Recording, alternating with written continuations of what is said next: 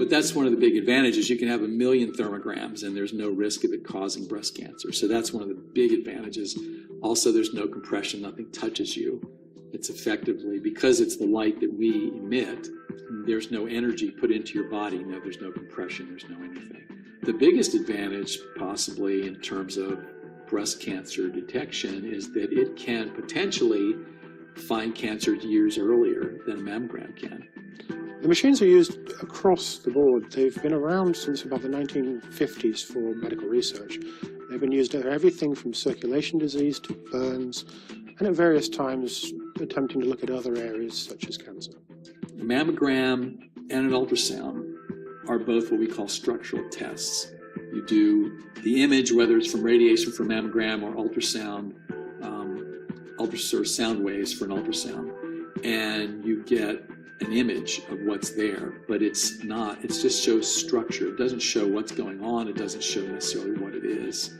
It's just anatomy, which is amazing that you can see 2 millimeter things on some of these tests, but it's still just anatomy. It doesn't tell you if it's a cancer. It doesn't tell you what it is, how fast it's growing. There's a lot of information missing in that.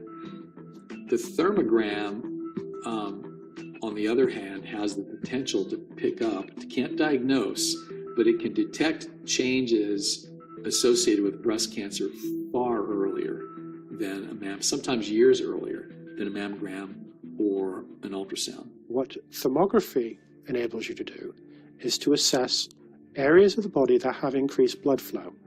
And if there are areas that we would not normally expect it, or the blood flow is localized, then it would warrant further clinical evaluation.